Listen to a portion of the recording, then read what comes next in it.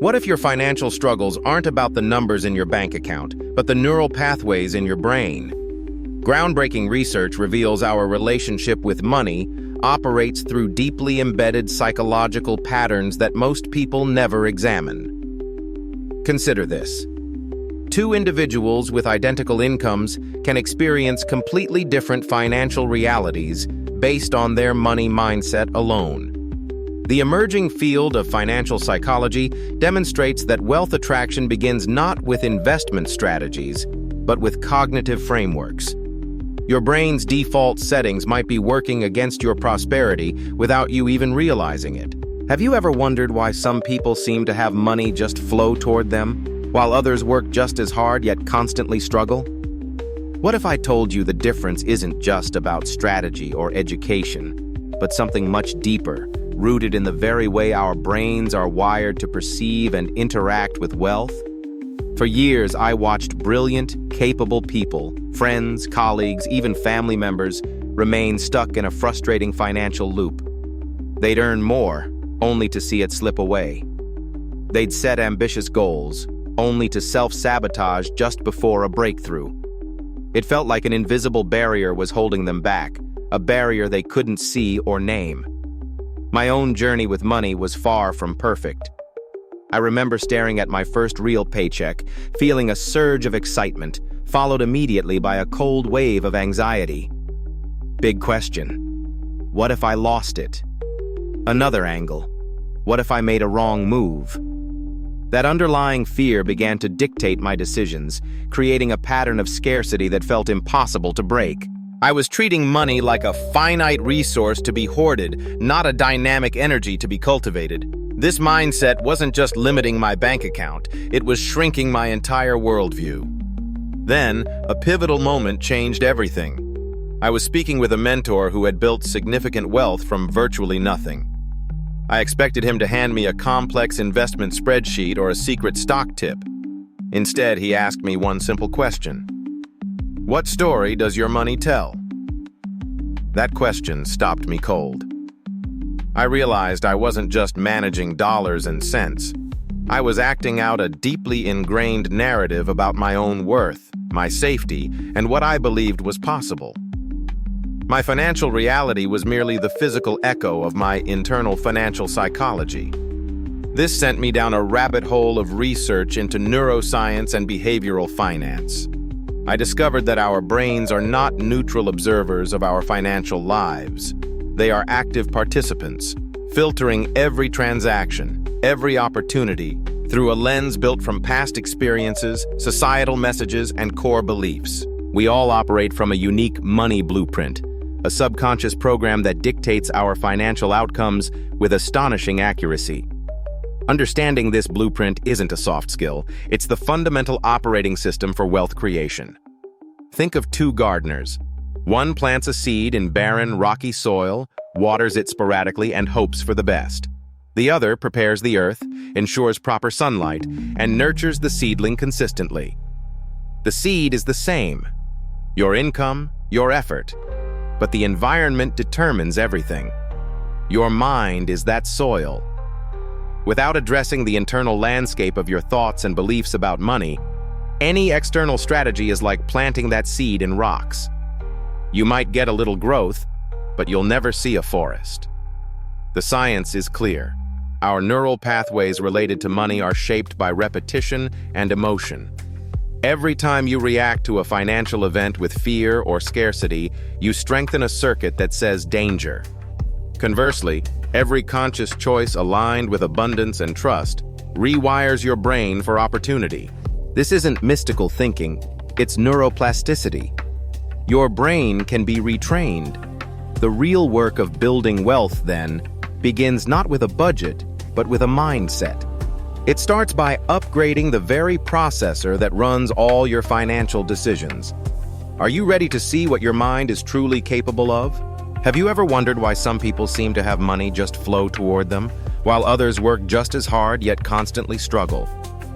What if I told you the difference isn't just about strategy or education, but something much deeper, rooted in the very way our brains are wired to perceive and interact with wealth?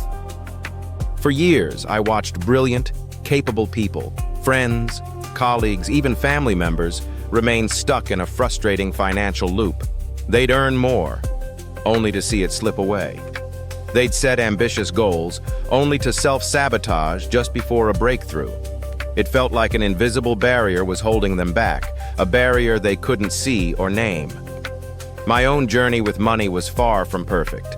I remember staring at my first real paycheck, feeling a surge of excitement, followed immediately by a cold wave of anxiety. Big question: what if I lost it? Another angle: what if I made a wrong move?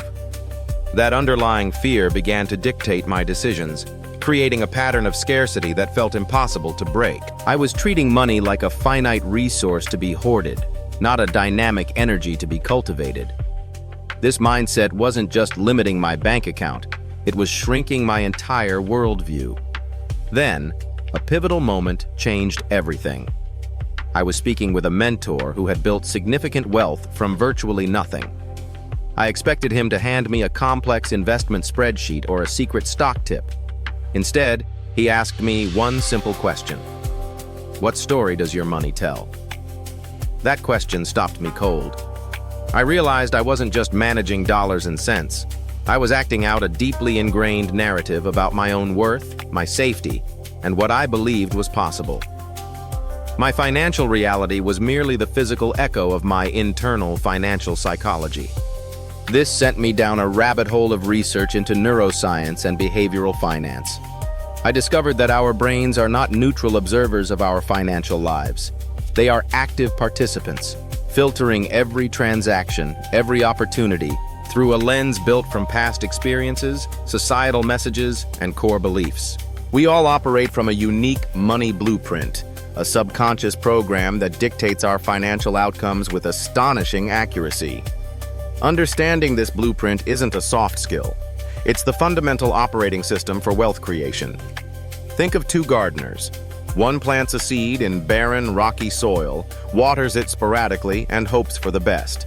The other prepares the earth, ensures proper sunlight, and nurtures the seedling consistently. The seed is the same, your income, your effort, but the environment determines everything. Your mind is that soil. Without addressing the internal landscape of your thoughts and beliefs about money, any external strategy is like planting that seed in rocks. You might get a little growth, but you'll never see a forest. The science is clear. Our neural pathways related to money are shaped by repetition and emotion. Every time you react to a financial event with fear or scarcity, you strengthen a circuit that says danger. Conversely, every conscious choice aligned with abundance and trust rewires your brain for opportunity. This isn't mystical thinking. It's neuroplasticity. Your brain can be retrained. The real work of building wealth then begins not with a budget, but with a mindset. It starts by upgrading the very processor that runs all your financial decisions. Are you ready to see what your mind is truly capable of? We've all heard the phrase, money follows money. But what if the real secret isn't about the money at all? What if the biggest obstacle to attracting wealth isn't your bank balance, but your brain's wiring? Think about the last time you received unexpected cash, a bonus, a tax refund, a gift. How quickly did that money vanish? One day it's there, the next it's gone, absorbed by invisible forces you can't quite name. This isn't a coincidence. It's a neurological script written by fear, playing out in real time. Your mind, terrified of scarcity, rushes to return to its familiar state of not enough. It creates a leak, a subconscious pressure valve, to release the discomfort of having. Because having feels dangerous when you're wired to expect lack. The real conflict isn't between you and the economy. It's a civil war inside your own skull. On one side, your conscious mind sets goals, creates vision boards, and chants affirmations. It wants expansion. On the other side, your subconscious operates from a deeply ingrained blueprint, a set of financial instructions downloaded in childhood. This blueprint dictates your financial thermostat. If your subconscious setting is for struggle, you will unconsciously sabotage any income that pushes you above that level. You'll make a stupid investment, incur an unexpected bill, or simply spend it all to feel the relief of returning to what's familiar.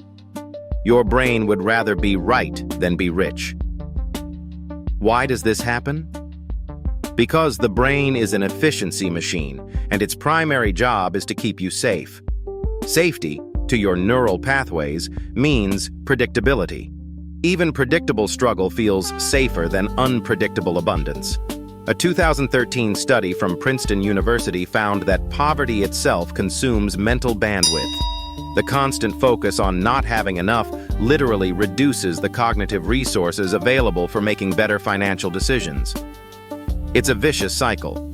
Scarcity thinking creates a scarcity reality, which reinforces the original thought. You're not being irrational, you're being biological. Consider the person who finally lands their dream salary only to find themselves deeper in debt a year later. Or the entrepreneur who secures a major client and immediately makes a costly error that jeopardizes the entire relationship. These aren't cases of bad luck. They are precision strikes executed by the subconscious mind to enforce its financial identity. The identity of someone who almost makes it, or someone for whom money is always tight, is a powerful, self-fulfilling prophecy. The mind will work to make the outer world conform to the inner self-image. Pause for a second. You fight. You read the books. You hustle. You try to think positively. And it works. For a while. But then the old patterns creep back in. The anxiety returns. The unexpected expense hits. This is the tension point, the exhausting gap between your conscious aspirations and your subconscious programming. You're trying to build a skyscraper on a foundation designed for a shack. Every attempt to go higher creates instability, and the system works to collapse back to its original level. How do you break a cycle that feels as natural as breathing? The first step is to stop fighting the symptoms and start investigating the source. The leak isn't in your budget, it's in your belief system. Every financial decision you make is a vote for your identity. Are you voting for the person who struggles or the person who thrives? Your brain, in its relentless quest for internal consistency, is always counting the votes. It's not listening to what you say you want. It's observing what you do and how you feel when you do it. The conflict will persist until the war within is settled. What if I told you that the entire concept of attracting wealth is fundamentally flawed? We've been sold a fantasy that thinking positive thoughts somehow bends the universe to our financial will. But the science points in a completely different, far more uncomfortable direction. Wealth isn't something you attract. It's something you build through a series of very specific, often counterintuitive, psychological shifts. The real secret isn't in your thoughts, but in your behaviors, and more specifically, in your relationship with discomfort. Consider the most common image of wealth attraction, visualizing a stack of cash, repeating affirmations in the mirror. It feels powerful, doesn't it? There's a surge of dopamine, a brief high from the fantasy. Yet, what does the data show? A study from the University of California found that people who spent too much time vividly fantasizing about their ideal future actually exhibited less energy and achieved lower success in realizing those goals. Why? Because the brain, in its clever way, gets a partial sense of reward from the visualization itself, tricking you into feeling you've already accomplished something. You've cashed the neurological check before you've even earned it. The motivation to do the hard, unglamorous work evaporates. This is the great lie of the law of attraction. It focuses on the destination while completely ignoring the brutal, messy, and often boring journey. True wealth creation is not sexy. It's not about a sudden windfall. It's a grinding process of delayed gratification, of saying no 1,000 times so you can say yes to one truly important thing. It's about embracing the anxiety of a budget, the dull repetition of consistent investing, and the emotional strain of passing on fleeting social opportunities to protect your financial future. Do you think Warren Buffett built his fortune by visualizing himself rich? He did it by reading thousands of dense annual reports while others were chasing the next hot stock tip. Big question.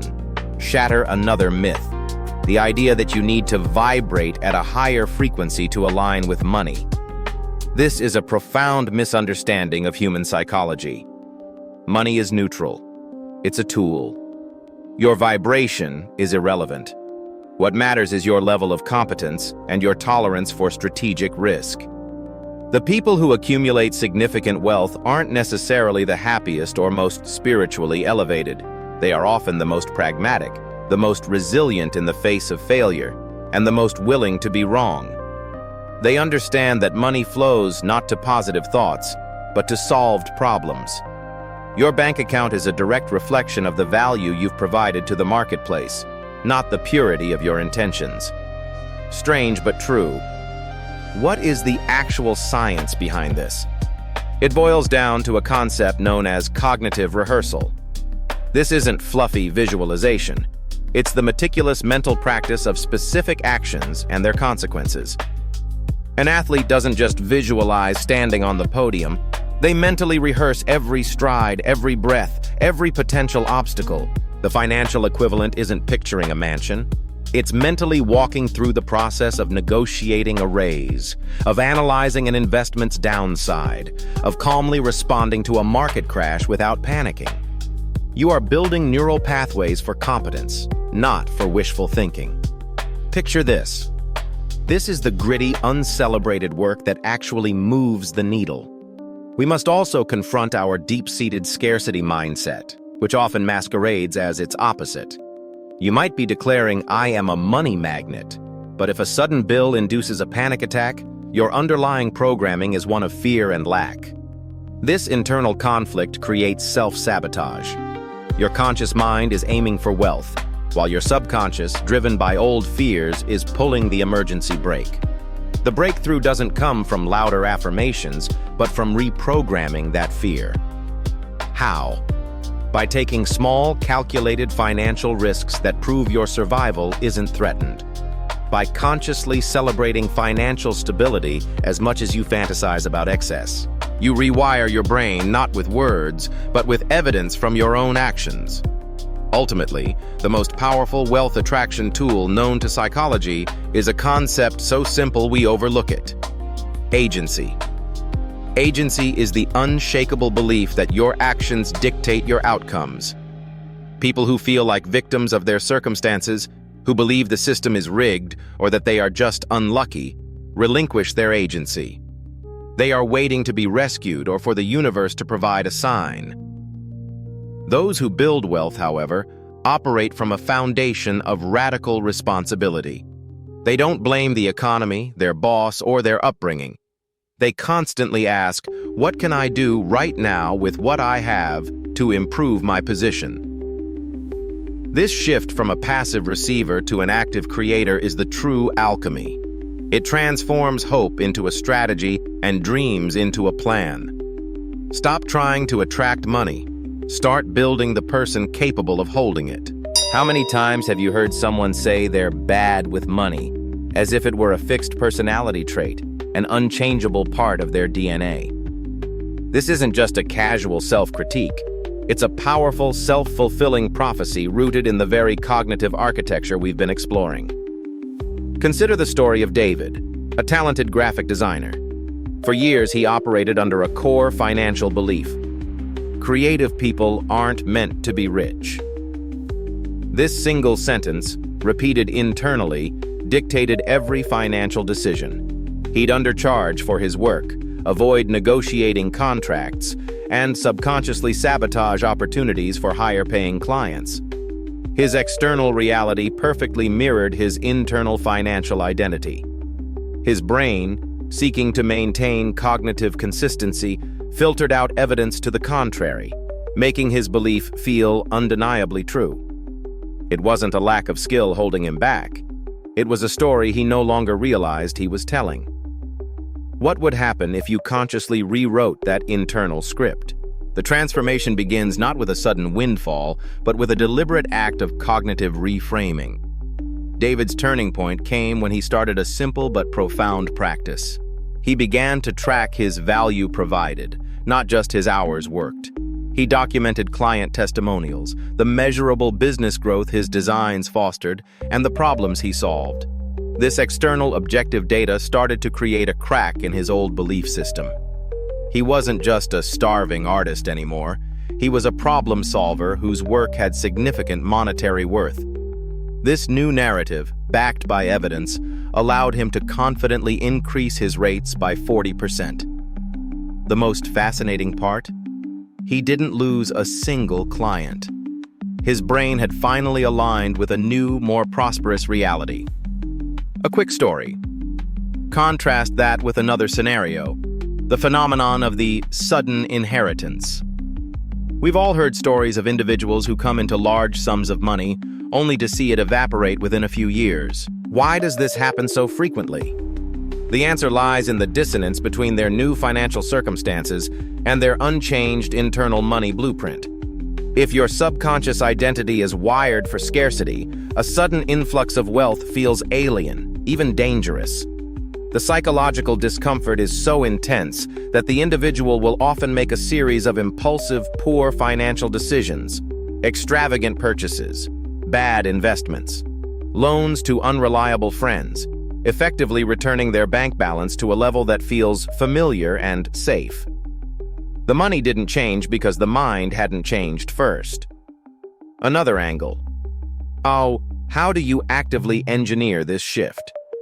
The most effective method is to create what psychologists call cognitive dissonance on purpose. Your brain hates holding two conflicting ideas at once and will work to resolve the tension. Start by crafting a single positive financial affirmation that feels slightly aspirational but not utterly ridiculous. I am capable of managing significant wealth is a good start. Then, and this is the critical part, you must gather and document proof. Did you create a budget for the first time? That's proof. Did you research an investment? More proof. Did you resist an impulse buy? Add it to the list. Each piece of evidence creates a small, manageable conflict for your brain. I thought I was bad with this, but my actions suggest otherwise. Over time, to resolve this tension, your brain will update your internal identity to match your new, evidence-based reality.